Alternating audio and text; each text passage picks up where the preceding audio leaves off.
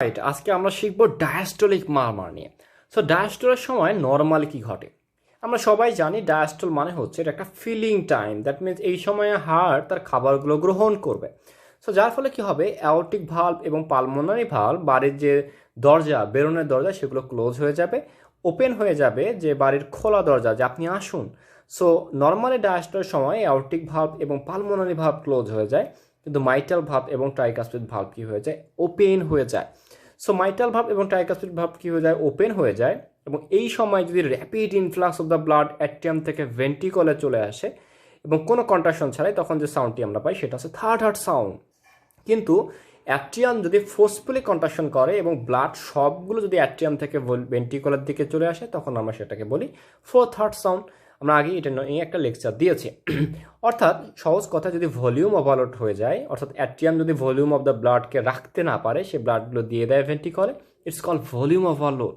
অপরদিকে প্রেশার যদি মেনটেন না করে, অর্থাৎ প্রেশার ওভারলোডের কারণে আমরা পাই হচ্ছে fourth heart sound.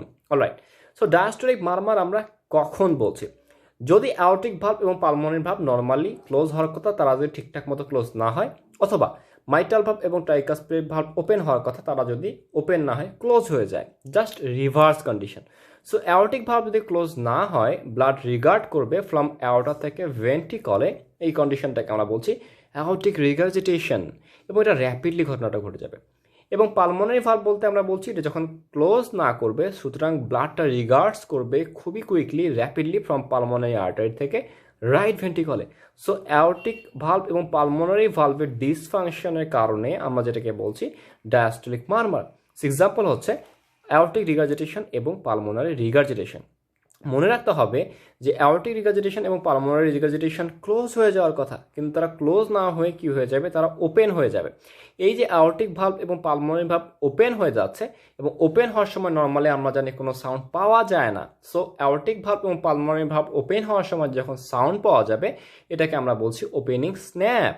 So beginning of ventricular ডায়াস্টলে আমরা কি পাবো? প্রথমে হচ্ছে ওপেনিং স্ন্যাপ পাবো, যে ভাল্বগুলো কেবল খোলা শুরু করেছে, যাদের বন্ধ হয়ে যাওয়ার কথা। সো আমরা কি পেলাম? অ্যাওর্টিক রিগার্জিটেশন এবং পালমোনারি রিগার্জিটেশন, এই দুটো রিগার্জিটেশনে আমরা যে মারমার পেলাম, সেটাকে বলছি আমরা আর্লি ডায়াস্টলিক মারমার, বিকজ এটা বিগিনিং অফ ভেন্ট্রিকুলার ডায়াস্টলে কিন্তু হয়েই গেছে। অলরাইট, এরপরেই দেখা যাচ্ছে যে মাইটাল ভাব এবং ট্রাইকাসপিড ভাব দুটো কি হয়ে যাওয়ার কথা, দুটো কি হয়ে যায়, দুটো হচ্ছে যে নর্মালি ওপেন হয়ে যাওয়ার কথা। সো নর্মালি যখন তারা ওপেন হয়ে যায়, তাদের ক্ষেত্রে ব্লাড আসছে, কিন্তু এরা ওপেন না হয়ে তারা কি হয়ে গেল, ক্লোজ হয়ে গেল। সো মাইটাল ভাব এবং ট্রাইকাসপিড ভাব যখন ক্লোজ হয়ে যায়, সো আলটিমেটলি কি হচ্ছে, আলটিমেটলি সেখানে আমরা পাচ্ছি হচ্ছে মারমার। সো এরা একটা ডায়াস্টল যখন মিড ডায়াস্টলে থাকে, এই সময় মারমারটাকে আমরা বলছি মিড ডায়াস্টলিক মারমার। আবার এক্ষেত্রেও দেখা যায় যে মাইটাল ভাব এবং ট্রাইকাসপিড ভাব নর্মালি ওপেন হলে কোনো সাউন্ড হওয়ার কথা না, কিন্তু মাইটাল স্টেনোসিসের ক্ষেত্রে বা ট্রাইকাসপিড স্টেনোসিসের ক্ষেত্রে দেখা যায় যে কি হচ্ছে, যে মাইটাল স্টেনোসিস হবে, ওপেন হবে। দ্যাট মিনস, সো আমরা যদি দেখি যে মাইটাল ভাল্ব এবং ট্রাইকাসপিড ভাল্ব কিন্তু এখানে নর্মালি ওপেন হয়ে যাওয়ার কথা, কিন্তু এখানে ওপেন না হয়ে কি হবে, একটু ন্যারো হয়ে যাবে, দ্যাট মিন স্টেনোসিস হয়ে যাবে। সো যখন ওপেন হচ্ছে কিন্তু একটু স্টেনোসিস থাকছে, ন্যারো থাকছে, যার কারণে ন্যারো যখন ওপেনিংটা হবে, এই সময় একটা সাউন্ড কিন্তু আমরা অলরেডি পেয়েই যাব। এবং এই ঘটনাটা আমরা পাবো অ্যাট দ্য মিড ডায়াস্টলিক মারমারের ক্ষেত্রে। এবং স্টেনোসিস হওয়ার কারণে ব্লাডটা অ্যাওর্টা থেকে অ্যাট্রিয়াম থেকে ভেন্ট্রিকুলে আসতে কিন্তু অনেক কষ্ট হবে। কষ্ট হলেও তারা একটা সাউন্ড প্রডিউস করে, এটা হচ্ছে একটা টার্বুলেন্ট সাউন্ড, এবং এই সাউন্ডটা আমরা ওপেনিং স্ন্যাপ হিসেবে পেয়ে যেতে পারি। আবার দেখা যায় এটা মিড ডায়াস্টলের সময় আমরা পেয়ে থাকি। আমরা জানি মিড ডায়াস্টলের সময় প্রেশারটা অনেক কম থাকে, that means low pressure area থাকে, তাই আমরা যে সাউন্ডটা পাবো সেটা হচ্ছে সফট হার্ট সাউন্ড। যার কারণে মাইট্রাল স্টেনোসিসের ক্ষেত্রে আমরা লো পিচ, লোকালাইট, সফট একটা হার্ট সাউন্ড পাই, এবং সফট সাউন্ড সবসময় ভালো দেখা যায় বা শোনা যায় বেল দিয়ে, সুতরাং আমরা বেল দিয়ে মাইট্রাল স্টেনোসিসের সাউন্ডটা শুনে ফেলবো।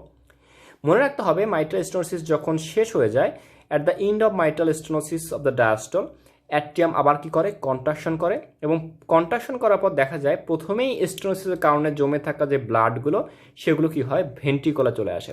এবং এই যে জমে থাকা ব্লাডগুলো ভেন্ট্রিকলে চলে আসছে, এই যে সাউন্ডটা, সেই সাউন্ডটাকে আমরা বলছি প্রি সিস্টোলিক অ্যাকানসুয়েশন।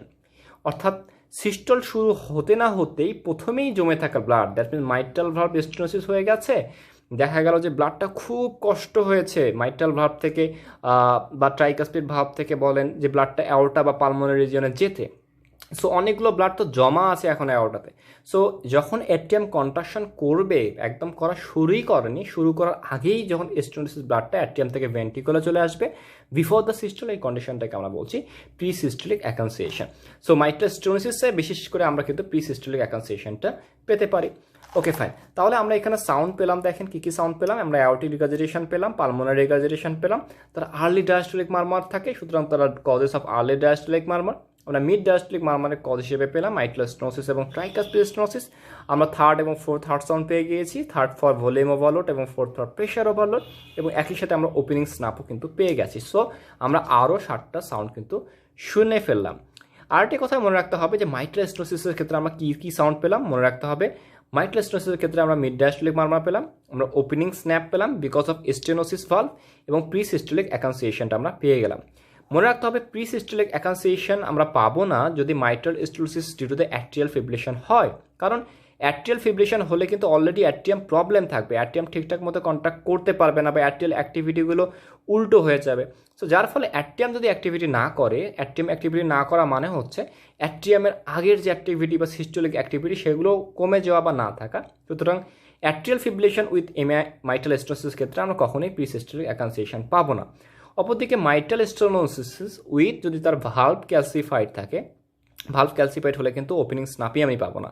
সো যার ফলে কী হবে, মাইট্রাল স্টেনোসিস এবং উইথ যদি ভালভ ক্যালসিফিকেশন হয়ে যায় সেক্ষেত্রেও কিন্তু ওপেনিং স্নাপটি থাকবে না।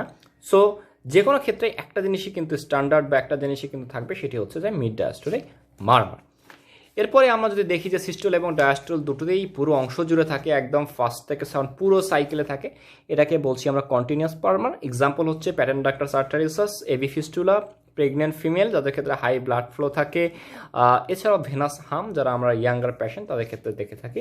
This is all about systolic diastolic murmur and the continuous murmur. আশা করি ভিডিওটি আপনাদের ভালো লেগেছে।